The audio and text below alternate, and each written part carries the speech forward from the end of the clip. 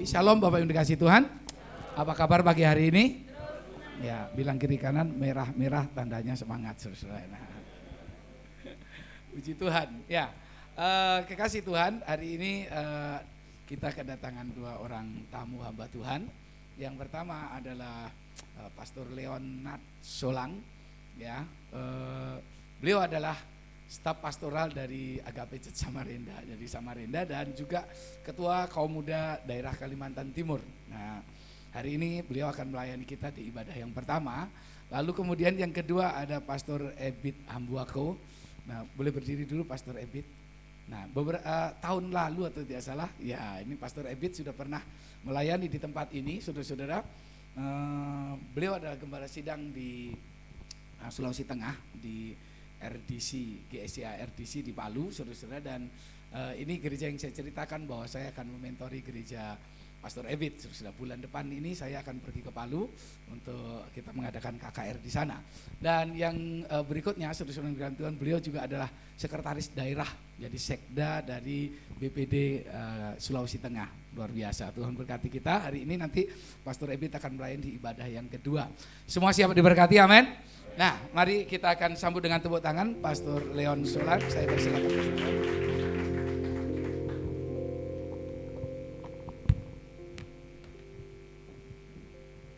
Shalom Bapak Ibu Saudara. Saya mengucapkan Happy New Year. Kiranya damai sejahtera, kesuksesan, keberhasilan menyertai kita semua di tahun baru ini. Amin. Sekali lagi tepuk tangan yang meriah bagi Tuhan. Iya, saya kalau di sini tuh seperti feel like home ya. Saya seperti ngomong tadi malam tuh, serasa ngerasa ada di rumah sendiri. Kenapa? Wah, nanti dikira kecap-kecap sama ibu ya. Bukan, karena saya jujur saudara, saya harus confess ini ke Bapak Ibu Saudara semua, bahwa kami di Samarinda itu baru ini juga merasakan kami punya gembala yang benar-benar gembala. Kasih tepuk tangan dulu buat. Jadi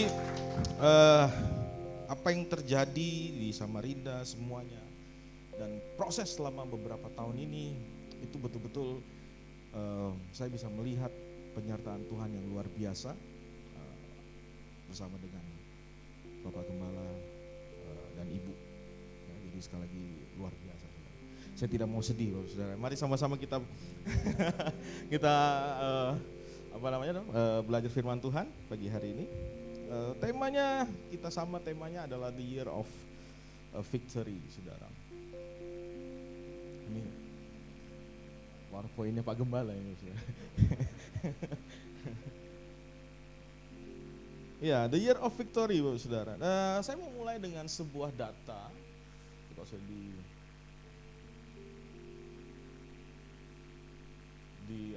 disiapkan.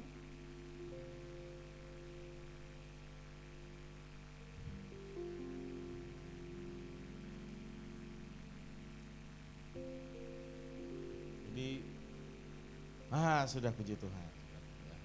This is the year of victory. Ini tahun kemenangan bagi setiap kita. Amin. Ngomong kiri kanan dulu, ini tahun kemenangan kita. Ya, ini tahun kemenangan kita. Tahun lalu gimana? Tahun lalu tahun pembelajaran bagi kita. Ya, amin. Amin. Saudara, Ibu Saudara, ya. Saya mulai dengan ini, Bapak Saudara. Ya, ada sebuah data dari berita ini, saudara, dari kanal berita Antara, bahwa dari Kemenkes dikatakan begini, kasus depresi itu meningkat 6,5% selama pandemi. 6,5% dari 280 juta, itu besar banget. Jadi Bapak Saudara, selama pandemi 2 tahun terakhir ini kadang membuyarkan semua harapan orang percaya, membuyarkan semua rencana. Tapi saya percaya begini, orang Kristen itu kadang, Bapak Saudara, mereka jago dengan yang namanya spiritual warfare. Apa itu spiritual warfare? Peperangan roh. Ya. Orang Kristen tuh nggak usah diajarin, Bapak Saudara. Kadang kalau sudah lewat tempat gelap gitu ada bunyi-bunyi dalam nama Yesus. Udah paling jago sudah. Begitu ada persoalan lagi, dalam nama Yesus. Pergi, enyan, kuasamu kami patahkan dalam nama Yesus. Itu sudah formatnya udah autopilot aja, semuanya udah bisa ngomong begitu. Tapi tahukah Bapak Ibu Saudara, kalau kita bisa ngelihat ini terjadi, ada satu yang harusnya orang Kristen itu lebih aware. Bukan hanya kita bisa menang dalam spiritual warfare, tapi kita juga harus bisa menang dalam namanya mental warfare. Orang bisa menang dalam spiritual, tapi bicara mental, ini yang terjadi. Banyak orang kalah di sini, Bapak Saudara. Di dalam data terakhir, saya pernah sampaikan di acara Banten, Bapak Saudara, DKMD Banten waktu Harnas, itu meningkat 200% di aplikasi Halodoc untuk konsultasi kesehatan. Orang muda itu punya kenaikan konsultasi itu 200% mengenai masalah mental health, masalah isu kesehatan mental. Banyak orang depresi. Dikatakan orang depresi itu bukan hanya orang tua, tapi sudah mulai menyerang remaja dan orang muda. Dan ini menjadi isu yang besar hari-hari ini. Makanya sebelum kita masuk di tahun yang baru, Bapak Ibu Saudara, kita harus sudah mulai bisa menang dengan yang namanya mental warfare. Kenapa? Banyak orang gagal tidak bisa mengelola berkat yang dia terima karena dia punya mental yang salah. Saya hanya melanjutkan apa yang Pak Gembala pernah sampaikan di Samarinda, bahwa hidup kekristenan itu harus punya dua sayap. Apa itu? Iman dan hikmat. Bicara hikmat, ini bicara bagaimana kita bisa menang dengan yang namanya mental warfare. Ya, saya lanjut lagi. Jadi ini ada hasil riset, saya ambil dari ot.id, ada hasil riset Dr. Albert Whitgam terhadap 4.000 orang yang dipecat dari pekerjaannya, itu bukan karena tidak memiliki skill atau ilmu, tapi karena, Bapak Saudara, apa? Karena sikap mental buruk. Ya, karena sikap mental buruk. Dari riset 4.000 itu 3.600 atau sekitar 90% itu dipecat karena kepribadian yang jelek, dan which is ini bicara tentang mental. Kemudian dikatakan lagi dari sisanya 400 orang atau sekitar 10% itu dipecat karena kemampuan teknis yang kurang. So hari-hari ini sebenarnya yang dicari itu bukan masalah skill perlu dilatih, betul. Kita harus mengembangkan semua potensi kita. Tapi yang paling utama yang dicari hari-hari ini adalah orang yang bisa mengontrol dirinya. Orang yang bisa menang dengan dirinya. Ini bicara tentang bagaimana dia punya mental yang kuat menghadapi segala situasi yang ada hari-hari ini. Amin. Bilang dulu yang suami istri ke sebelahnya, Mama jangan marah-marah ya. Papa jangan pulang malam-malam ya. Ngomong dulu saudara, ya yang suami istri. Ya. Nanti saya akan jelaskan di selanjutnya, saudara. Nah, tahukah Bapak Saudara ini siapa namanya? Oh, ini yang suka nonton drakor, saudara. Di sini ada drakor, ada juga K-pop, saudara. Ya, ada yang tahu di sini siapa-siapa aja? Nggak kenal ya? Sama saya juga nggak kenal. Saya kenal hanya satu. Tahu Bapak Saudara, bukan kenal ya, tahu. Yuli ya. Tahukah Bapak Saudara? Mereka ini orang-orang terkenal di Korea. Mereka punya famous, mereka punya kekayaan, mereka populer, famous, mereka terkenal, mereka ganteng, mereka cakep, ya kan, cantik-cantik. Tapi apa yang terjadi dengan mereka? Mereka meninggal karena bunuh diri. So berarti ukuran segala sesuatu dalam hidup ini bukan masalah uangnya, bukan semua kepopulerannya. Tapi bagaimana mereka bisa menghandle atau kita bisa menghandle masalah mental kita. Nah ini mari sama-sama Bapak Ibu Saudara, jangan-jangan dari data yang kemarin itu mungkin adik kita, suami kita, istri kita, anak-anak kita punya masalah mental masuk dalam survei itu. Lihat dulu kiri kanan sekali lagi. Jangan-jangan kamu. Mari sama-sama kita introspeksi diri kita. Saya belajar betul-betul mengintrospeksi diri kita. Saya sudah. Kenapa? Karena ini penting. Supaya apa? Supaya saya bisa menerima berkat yang besar.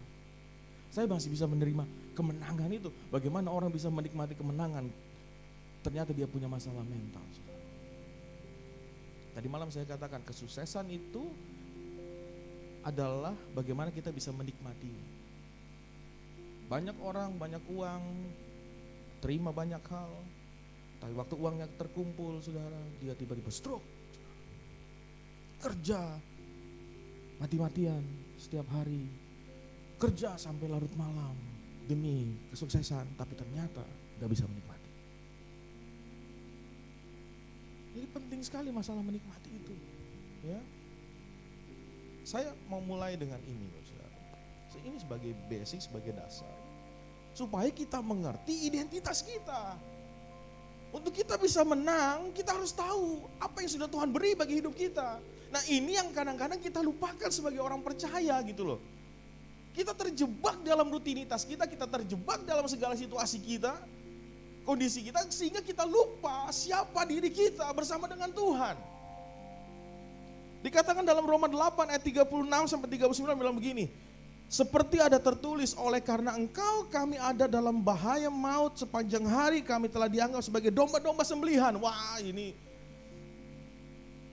kan situasi, kondisi yang benar-benar menyatakan gambaran bahwa orang-orang mereka ini adalah orang yang terhimpit.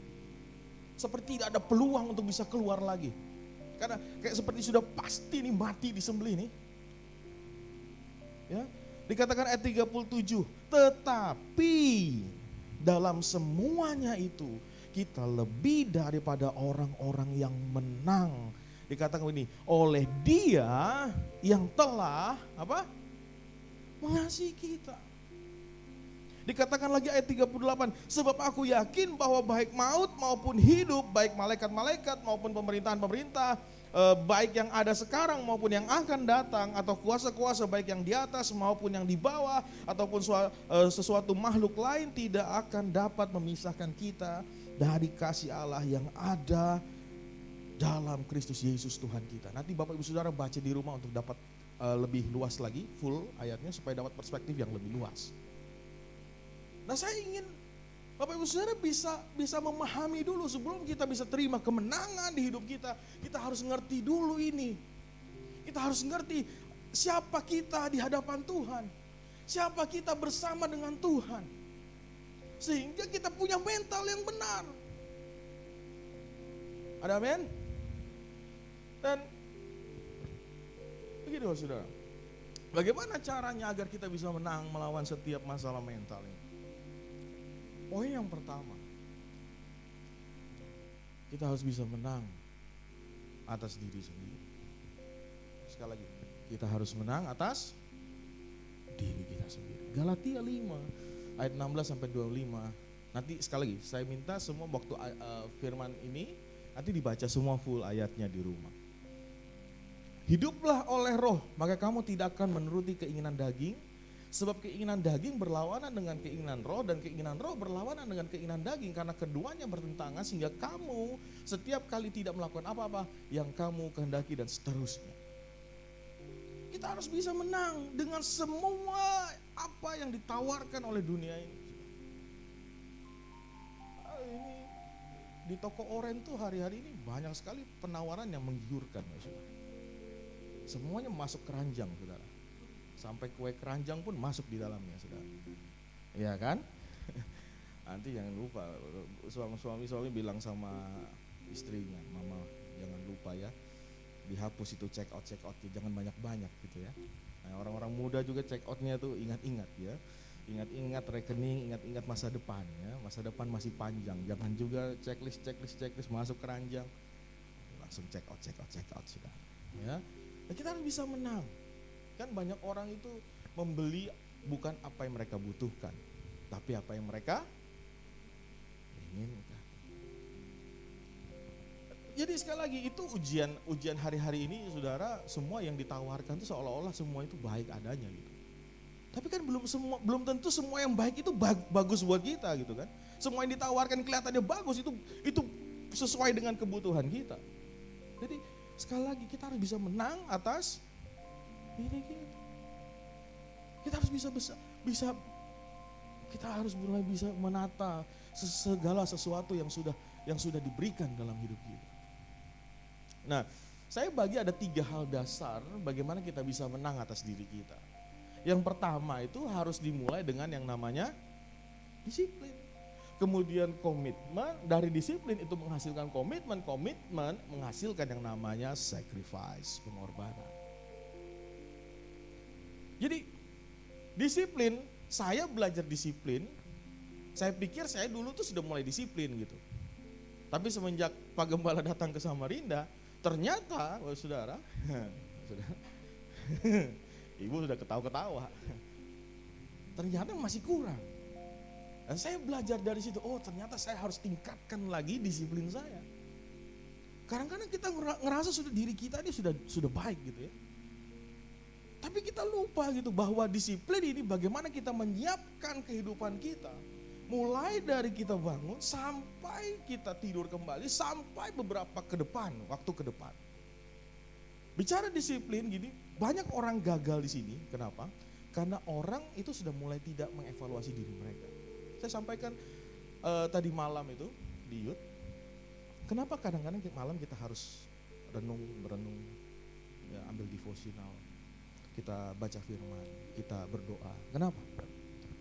Karena kita bisa mengevaluasi diri kita selama 1 hari. Kita bisa bilang, kita bisa menuliskan, oh hari ini kayak aku udah nyakitin suamiku lah lewat perkataanku. Oh hari ini kayaknya aku menyakiti istriku lewat sikapku. Oh mungkin hari ini aku ada salah kata dengan anak-anakku. Makanya Bapak Saudara, waktu dia mengevaluasi diri, ya besok pagi dia bangun, dia sudah punya pengharapan yang baru. Hidupnya jadi lebih baik. Dia sudah menata kembali, oh hari ini saya harus lakukan ini, hari ini saya lakukan ini. Supaya apa? Supaya semuanya bisa menjadi teratur. Banyak orang gagal di situ, dia pikir tidur besok pagi masih bisa bangun. Saya belajar mulai merubah Bapak Saudara. Karena waktu saya menyiapkan ini saya baca banyak. Ternyata Bapak Saudara, waktu kita bangun pagi, kan orang ini sekarang punya habits baru ya, punya kebiasaan baru. Begitu bangun pagi itu langsung buka handphone. Kadang-kadang gitu, betul ya? Benar? Iya apa ya nih? Atau di sini nggak buka handphone? Langsung buka handphone, lihat berita, lihat apa gitu ya.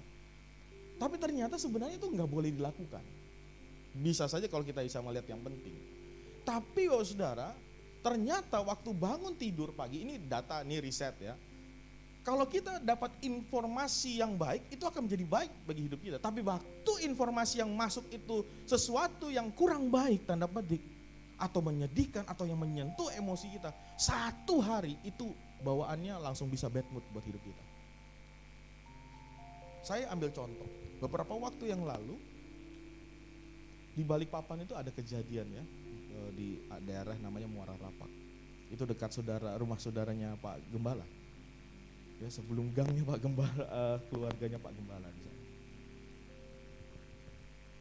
Truk tronton itu kontainer, remnya blong.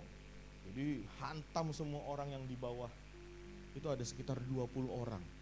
Ya, berapa orang meninggal. Itu seperti bowling gitu ya, bas gitu ya. Mobil-mobil keangkat semua, rekamannya ada soalnya. Siapa yang sudah lihat? Yang viral tuh ya. Wah, viral. Sampai trending topics di Indonesia, di Twitter, di sosial media. Tahu sudah waktu saya lihat itu kan kejadian pagi. Waktu saya baca itu padahal sudah selesai bangun, sudah aktivitas. Waktu lihat itu, 1 hari bawaannya sedih. 1 hari tuh kayaknya gak mau ngapa-ngapain gitu. Aduh, bukan tidak ada empati ya, tapi kayak terpengaruh karena aduh kok ngeri ya, mau jalan kayak Jadi kalau bangun pagi usahakan itu berdoa dulu, bangun sesuatu optimisme dulu. Kepercayaan bahwa oh iya saya sedang membangun sesuatu bersama dengan Tuhan. Hari ini ada sesuatu yang luar biasa yang pasti saya dapatkan. Harus dibangun itu dulu setiap pagi. Baru nanti dari semua yang kita sudah siapkan, muncullah yang namanya komitmen. Kita menjalankannya. Setelah itu baru sisanya, semua yang bisa kita jalani, itu yang disebut dengan sacrifice. Makanya Bapak Saudara, saya menghargai betul apa yang sudah Pak Gembala kerjakan. Kenapa? Gak gampang, saudara. Untuk bisa terbang Samarinda, Tangerang, Samarinda, Tangerang. That's a sacrifice. Buat ibu, buat anak-anak. Nah, saya selalu berdoa, Pak Gembala dan ibu diberikan kesehatan, kekuatan. Amin. Kasih tepuk tangan dulu buat Tuhan.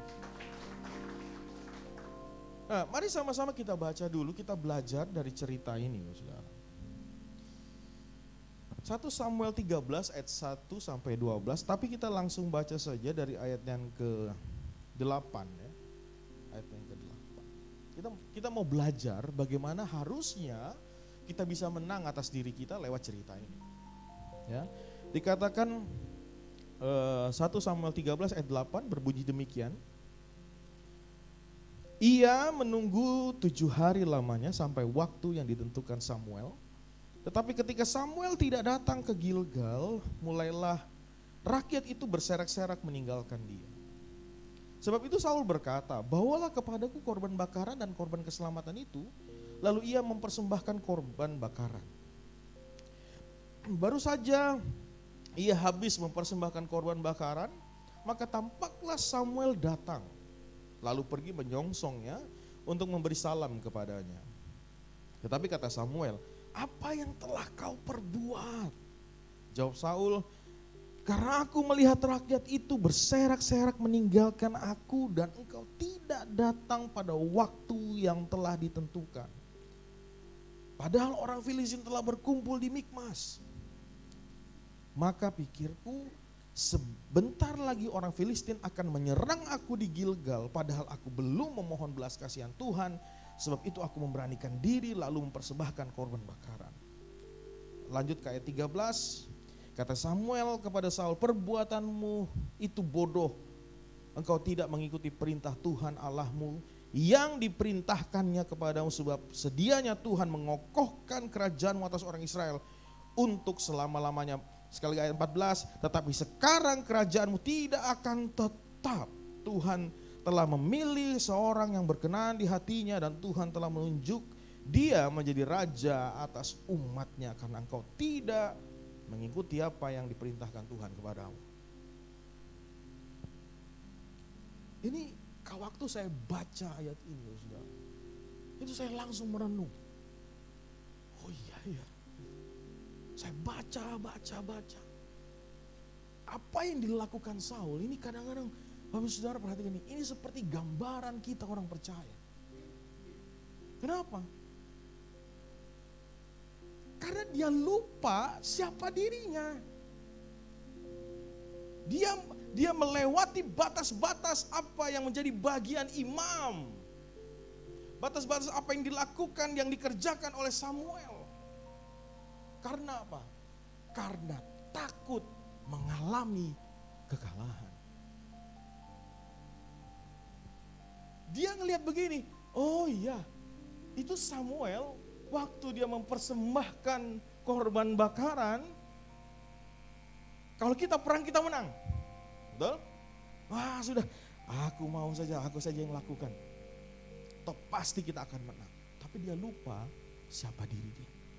Apa panggilannya dia. Karena pada zaman itu panggilan itu sangat penting. Ya. Nah, ini yang saya bilang.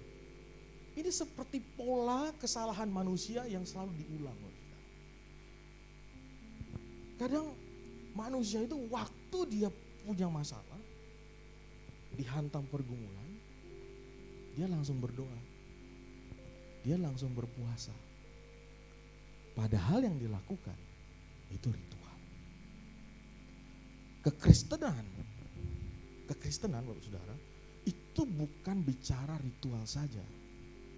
Tapi bagaimana kita membangunnya dari dasar. Tujuan kita datang sama Tuhan, kita berdoa, kita menyembah Tuhan bukan supaya pergumulan kita cepat dijawab. Kalau masih ada motivasi yang seperti itu, saudara, mari sama-sama kita introspeksi diri kita. Kita datang sama Tuhan karena benar-benar kita ini mengasihi Dia gitu. Kita berpuasa, kita melakukan semuanya bukan karena supaya semua pergumulan kita cepat dijawab. Jangan pernah berdasarkan itu. Kekristenan itu sesuatu yang dimulai dari dasar. Makanya semuanya harus ditanam di tanah yang subur. Bertumbuh dan akhirnya bisa berbuah. Dan itu bisa dinikmati. Ini bicara sesuatu yang dari dasar. Step. Itu yang disebut Kristen yang bertumbuh. Bukan Kristen karena ada pergumulan. Bukan Kristen karena ada masalah. Which is itu bagus saudara. Berdoa, berpuasa. Bapak saudara melayani.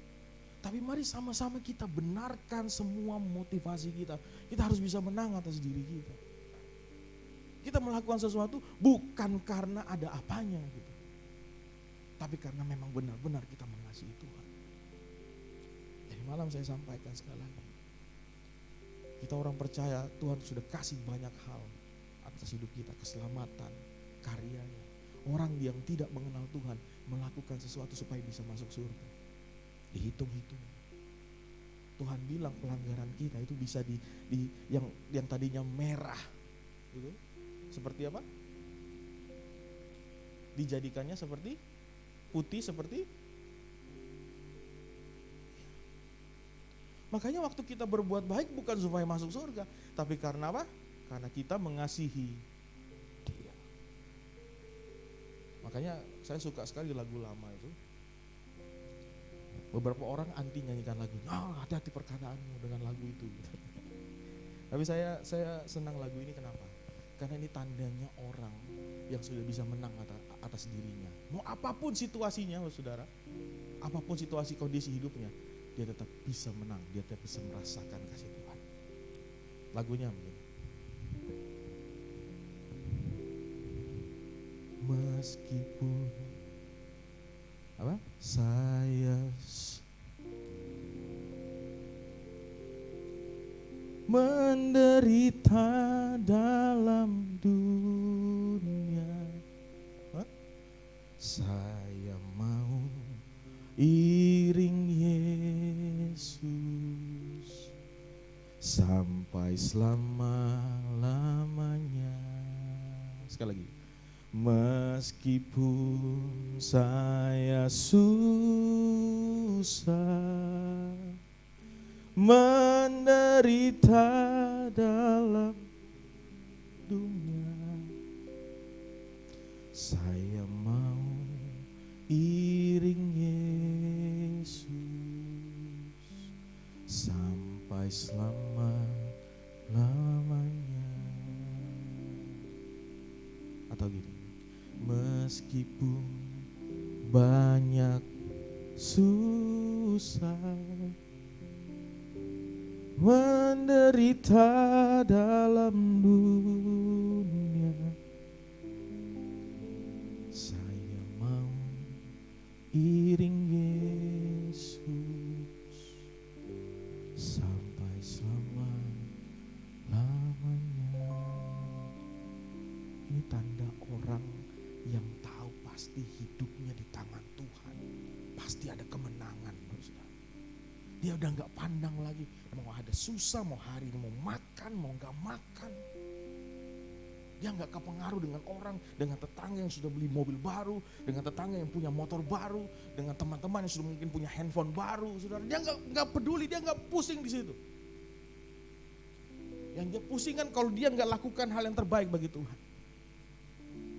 Itu orang yang sudah menang dengan mental itu. Dengan mental warfare, saudara. Saya tidak bilang bahwa kita tidak boleh memiliki semuanya, saudara. No, bukan. Yang saya maksudkan adalah bagaimana kehidupan kita bersama dengan Tuhan dibangun dari dasar yang teguh. Bukan kita datang ke Tuhan karena ada pergumulan.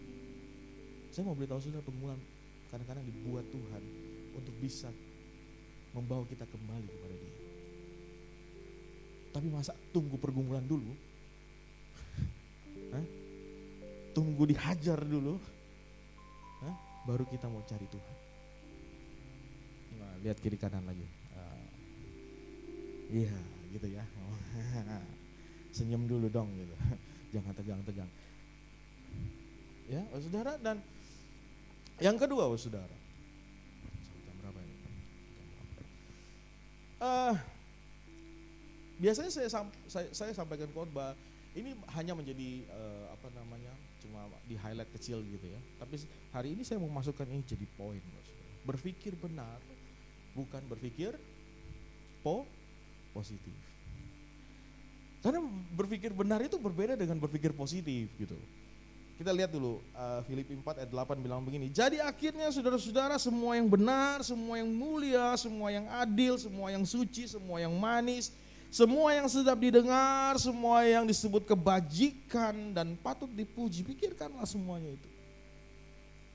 Which is yang dimaksud di sini adalah kita harus bisa keluar, karena banyak orang yang terpenjara oleh karena pikirannya yang salah sehingga responnya salah. Firman Tuhan itu harus di atas segalanya, Bapak Saudara. Contohnya begini. Ada orang, saya analogikan begini. Ada orang tuh beli helm. Waduh, helmnya bagus banget. Apa helm yang mahal tuh biasa gitu? Hah? KYT ya, Arai gitu-gitu ya pokoknya ya. Wah, pokoknya yang keren deh. Kalau kayak Iron Man gitu ya, pokoknya helmnya gitu. Nah, waktu dipakai dia datang ke mana di sini, Kopi Janji Jiwa di mana, atau ke Kopi Kenangan gitu. Wah, dia masuk ke kopi kenangan, dia beli yang namanya kopi mantan, saudara. Kok yang namanya mantan tuh enak gitu. Kopi mantan itu maksudnya enak, Bang Saudara ya. Kopi mantan enak. Jadi dia dia beli itu, saudara. Dia minum, dia nikmatin kopi mantan itu, saudara. Ya di Kopi Kenangan kan ada namanya kopi mantan, betul ya. Dia suka kopi itu namanya kopi mantan. Dia minum, dia selesai, dia pulang, dia keluar. Tiba-tiba helmnya hilang. Terus dia bisa bilang, enggak apa-apa dah, positif aja. Mungkin dia lagi butuh. Nah, besoknya dia beli lagi tuh KYT gitu. Tetap keren. Terus dia datang, karena dia suka kopi, dia beli kemarin Kopi Kenangan, hari ini kayaknya enak Janji Jiwa deh. Gitu. Sekalipun di sebelah udah tutup ya. Dia beli Janji Jiwa, dia masuk ke dalam, dia minum tuh Janji Jiwa, kopi pandannya enak banget sih. Dia minum, dihabiskan, dia keluar, hilang lagi helmnya. Terus dia bilang begini lagi, nggak apa-apa lah, mungkin dia lagi butuh. Atau orang jalan gitu di luar sana nggak pakai helm, kan kebanyakan mental kita kan gitu. Orang Indonesia gitu ya, orang Kalimantan deh, jalan nggak pakai helm gitu, keluar gitu kan, tiba-tiba ada kecelakaan, amit-amit saudara. Waduh, kecelakaan, jatuh, berdarah, robek, tapi nggak apa-apa. Kan ngomongnya gini, wah untung aja, nggak mati kamu. Positif aja deh pokoknya, nggak apa-apa deh. Nah, kalau sudah begitu Bapak Saudara, yang salah itu di mana?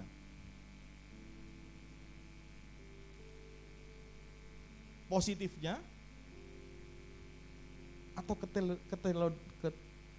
keteledoran? Nah itu ya, keteledoran orangnya. Kelihatannya baik, tapi ternyata teledor. Saya ambil contoh ini Bapak Saudara ya. Ini dari tempo.com, ada namanya Teruo Nakamura. Ini prajurit Jepang, ini sembunyi 30 tahun di hutan Pulau Morotai, Maluku. Kenapa dia sembunyi di hutan? Dia berpikir waktu Indonesia merdeka, perang itu masih berlaku, masih berlanjut. Jadi dia sembunyi di hutan. Indonesia sudah menang 30 tahun, dia pikir ini masih perang. Jadi dia terpenjara di hutan 30 tahun Bapak Saudara. Waktu dijemput, dia mau bunuh orang yang jemput itu. Sampai akhirnya dipanggilkan komandannya dia. Baru dia sadar bahwa perang itu sudah selesai. Dia habiskan hidupnya 30 tahun di dalam hutan dan dia menyangka bahwa di saat itu Indonesia masih perang. Berapa banyak, ini menjadi contoh berapa banyak kita terpenjara dengan pikiran kita. Berapa banyak suami istri, saudara antar kakak beradik, gara-gara masalah harta putus hubungan keluarga, terpenjara, nggak ada penyelesaian. Kita terpenjara dengan satu dengan yang lainnya karena pikiran-pikiran yang tidak mau diselesaikan, karena tidak mau membuka diri, karena tidak mau mencari informasi. Berapa banyak orang terpenjara dengan ini? Ini bicara mental. Ini bicara mental warfare. Ya, yang tadi yang pertama apa tadi? Menang atas.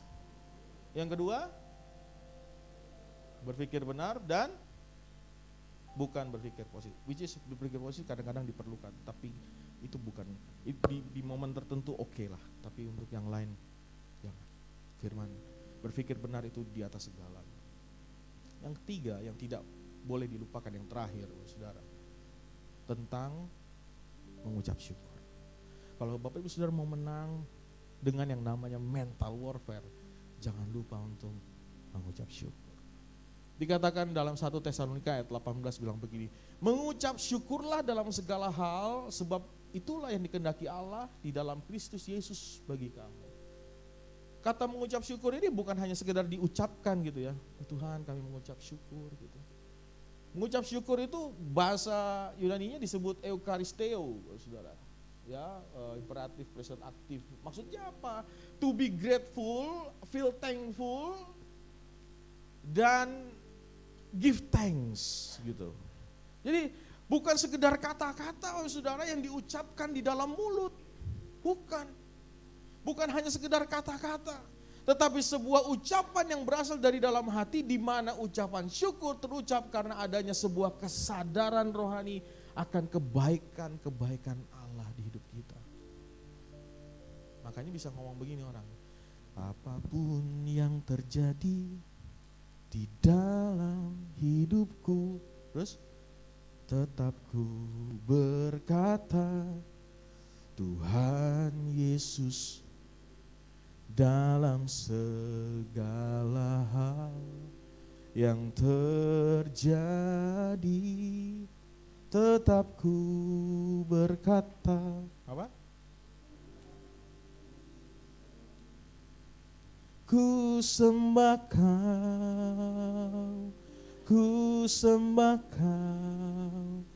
tak dapat ku membalas kasih-Mu. Ku sembah kau Bapa, ku rindu selalu apapun yang terjadi Bapak Saudara, tetap bisa mengucap syukur. Saudara, Bapak Saudara, dengan mengucap syukur kita dapat menghasilkan respon yang benar akan segala masalah. Sekali lagi, dengan kita bersyukur kita dapat menghasilkan respon yang benar akan segala masalah. Mau apapun kondisinya, mau apapun yang terjadi, kita berpikir benar, kita punya respon yang benar. Kita nggak nyalahkan orang lain. Kita selalu bisa bilang begini, Tuhan terima kasih buat setiap pergumulan. Ini tanda orang yang mengerti hati Tuhan. Mau apapun kondisinya dia bisa bilang, Tuhan terima kasih, kau baik Tuhan. Kalau aku ada ngalamin ini, kalau aku punya masalah ini, itu tandanya Tuhan ingin aku lebih berkembang untuk bisa menikmati yang namanya berkat-berkat Tuhan. Saya tutup dengan ini Bapak Saudara. Yohanes 10 ayat 10 bilang begini, pencuri datang hanya untuk mencuri dan membunuh dan membinasakan. Aku datang supaya mereka mempunyai hidup dan mempunyai dalam segala kelimpahan. Iblis itu mau merusak semua apa yang saudara cita-citakan. Mereka punya rancangan yang luar biasa buat hidup Bapak Saudara. Untuk bagaimana membuat Bapak Saudara mulai meninggalkan Tuhan. Tapi saya mau beritahu saudara, Tuhan itu bilang begini, aku datang supaya mereka mempunyai hidup. Ini Ini kata-kata ini ya, mempunyai hidup itu bukan hanya sekedar hidup gitu, bukan hanya nafas, tapi hidup yang benar-benar hidup. Ngerti maksud saya Bapak Ibu ya? Dikatakan selanjutnya, dan mempunyainya dalam segala kelimpahan. Which is itu yang disebut dengan victor. Mari sama-sama kita berdoa. Kita tundukkan kepala.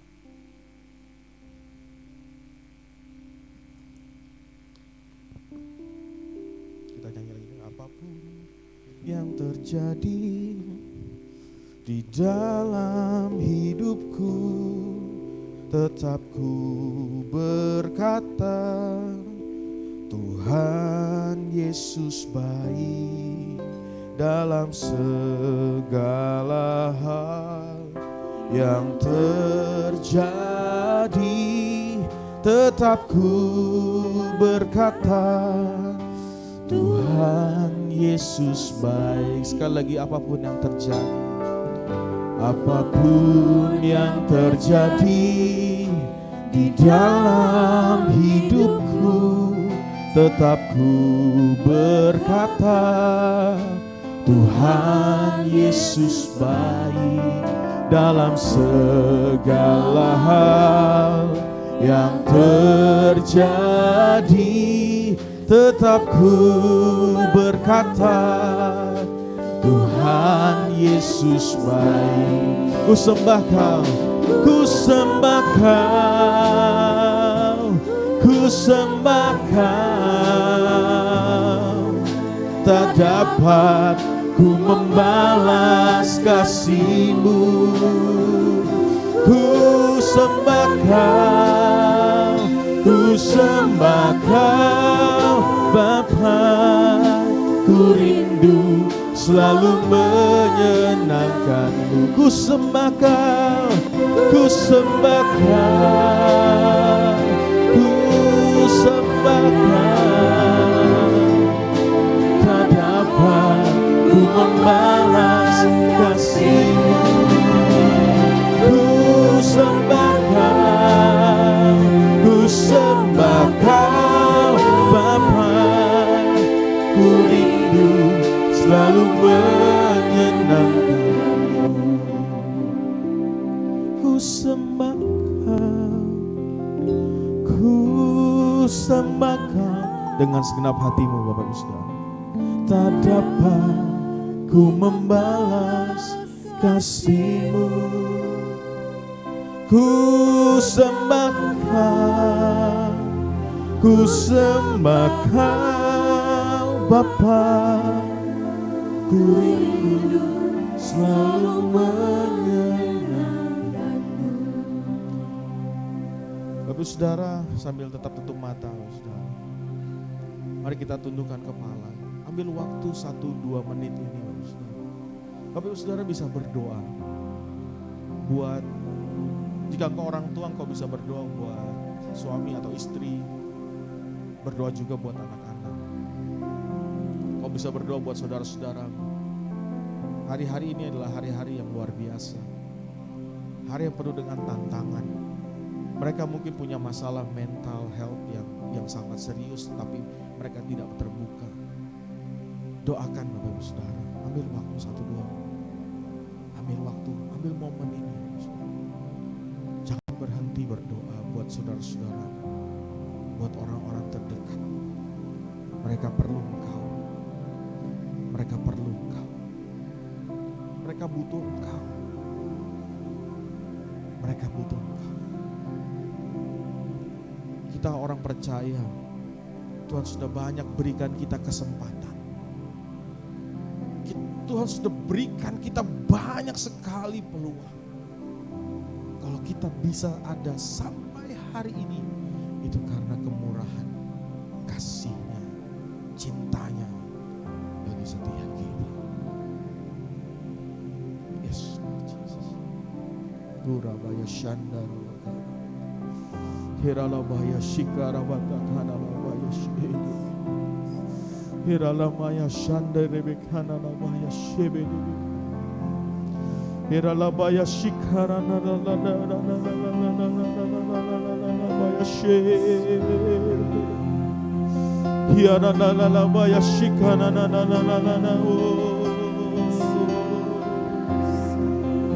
Thank you Lord Jesus. Terima kasih Tuhan. Terima kasih Tuhan.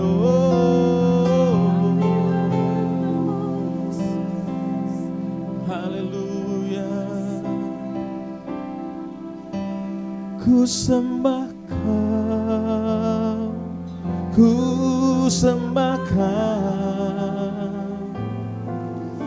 Tak dapat ku membalas kasih-Mu. Ku sembah Kau, ku sembah Kau, rindu selalu mengenangmu. Ku sembah Kau, ku sembah Kau, tak dapat ku membalas kasih-Mu. Ku sembah Kau, ku sembah Kau Bapa, ku rindu selalu mengenangmu. Tuhan, terima kasih buat firman Tuhan hari ini yang sudah kami dengarkan melalui hamba-Mu Pastor Leon. Ajar kami untuk kami bisa benar-benar Tuhan hari tahun ini mengalami sebuah victory, sebuah kemenangan dalam diri kami Tuhan. Mulai kami belajar mengalahkan diri sendiri, mulai kami belajar berpikir dengan benar dan selalu mengucap syukur dalam kehidupan kami Tuhan. Apapun yang terjadi dalam kehidupan kami. Kan itu Roh Kudus tolong setiap kami, Roh Kudus tolong setiap umat Tuhan. Hingga kami Tuhan menjadi orang-orang yang tetap setia di dalam keadaan apapun ya Tuhan. Kasih karunia-Mu melimpah atas kami. Tuhan memberkati hamba-Mu Pastor Leon pagi hari ini Tuhan, pakai terus dalam kehidupannya, urapi dan tambahkan Tuhan hikmat kapasitas yang daripada Tuhan. Kami mengucap syukur buat firman Tuhan hari ini dan biarlah firman-Mu tertanam dalam kehidupan kami. Di dalam nama Tuhan kami berdoa, haleluya. Mari sama-sama yang diberkati kita berkata, amin. Puji nama Tuhan, kita semua diberkati.